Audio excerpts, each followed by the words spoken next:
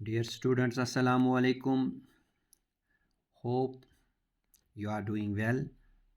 Class 5th, Subject English.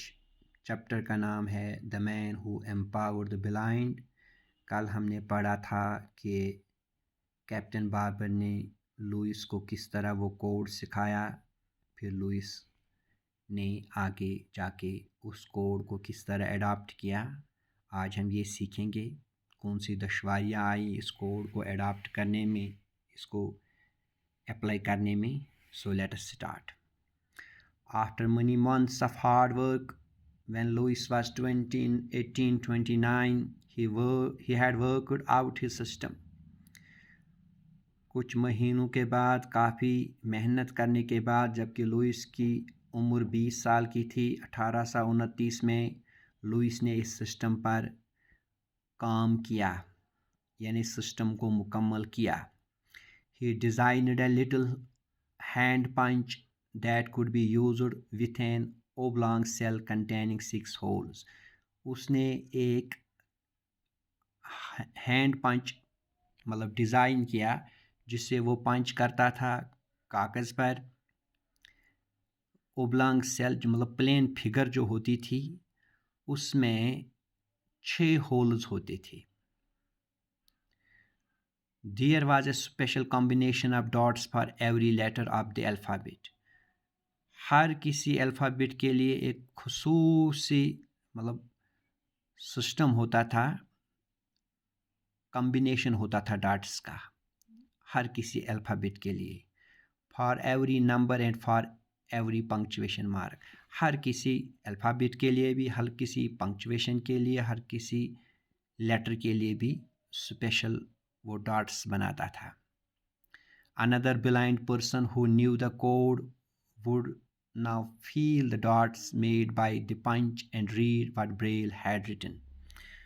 दूसरा अंधा जो कि कोड को जानता था वो आसानी से इस सिस्टम को पढ़ सकता था कि इस पर क्या लिखा हुआ है। इन डॉट्स को महसूस करके वो पढ़ सकता था।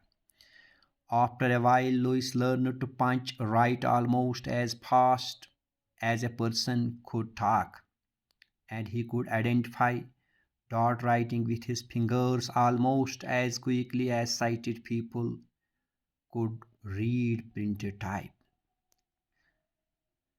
कुछ ही अरसे के बाद लुइस ने बहुत तेज़ पंच करना सीखा, यानी जैसे कि कोई शख्स बातें कर रहा हो तो लुइस उन बातों को जैसे पंच के ज़रिए मुकम्मल कर रहा था, यानी इतना तेज़ वो पंच कर रहा था।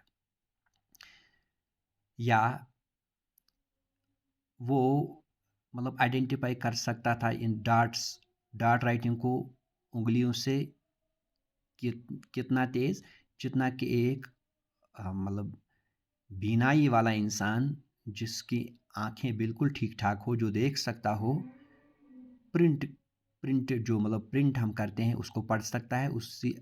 उसी रफ्तार से लुइस उन मतलब उस सिस्टम को पढ़ सकता था। यानी आप देखिए कि वो कितना ज़हीन था, उसके पास कितना टैलेंट था। Louis punched out a number of stories as they were read to him from books. तो लुइस ने क्या किया, उसने बहुत सारी कहानियों स्टोरियों को पंच किया जो कि दूसरे शख्स किताबों पर पढ़ते थे और लुइस पंच करता था उन्हीं स्टोरीज़ को।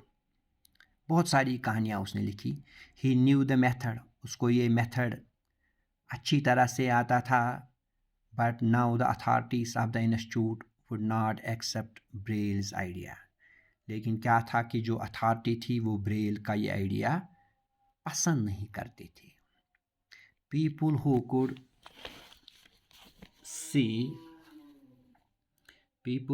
see were satisfied with the old methods and felt there was no reason to change to something new. कुछ लोग जिनको ओल्ड सिस्टम में जो अब माहिर हुए थे उनको ये नया सिस्टम पसंद नहीं आया। वो कह रहे थे कि हमें तो आता है, इसमें नया क्या है, मतलब वो नहीं इसमें जाना चाहते थे। Printers of the old style embossed books were afraid they would lose business if Braille's system were adopted. Printers जो थे उनको अपनी बिजनेस की पड़ी थी, अपनी तिजारत की पड़ी थी, उनको ओल्ड स्टाइल एम्बोस्ड जो बुक्स वो बनाते थे वही पसंद था, क्योंकि वो ये सोच रहे थे कि अगर ये मेथड अप्लाई हुआ तो उनकी बिजनेस ख़त्म हो जाएगी, उनको अपनी बिजनेस की पड़ी थी। But Braille went on with his work, लेकिन ब्रेल ने हिम्मत नहीं हारी, वो आगे बढ़ता गया। He taught his blind pupils in private after school hours. देखिए कितना ज़हीन लड़का था, वो अपने बच्चों को प्राइवेट में पढ़ाता था। कब? स्कूल आवर्स के बाद, यानी स्कूल में जब छुट्टियां होती थी वो लेटर ऑन उनको पढ़ाता था, प्राइवेट सिखाता था ये system. They soon realized how much better his method was. उनको फिर जल्दी एहसास हुआ कि ये जो लुइस ब्रेल जो ये मेथड हमें सिखाता है ये कितना बेहतर है। And they told other blind people about it, उन्होंने दूसरे अंधे लड़कों से, दूसरे अंधे इंसानों से इस मेथड के बारे में बातचीत की। Braille began to get letters from the blind in every country. तो क्या हुआ, ब्रेल को दूसरे मुल्कों में जो अंधे लोग रहते थे वहाँ से भी उसको चिट्ठियाँ आती थी, इन द वर्ल्ड, पूरी दुनिया से, बेगिंग फॉर इंस्ट्रक्शंस। वो उसको मतलब इस मेथड के बारे में पूछ रहे थे, उनसे सीख रहे थे, उसके लिए वो बेग कर रहे थे उसको, हमें जनाब ये सिखाइए, ये किस तरह करते हैं। यानी ये मेथड जो था ये आखिरकार फेमस हुआ, मशहूर हुआ पूरी दुनिया में। तो इंशाल्लाह कल हम इससे आगे पढ़ेंगे। तो टेक केयर, बाय।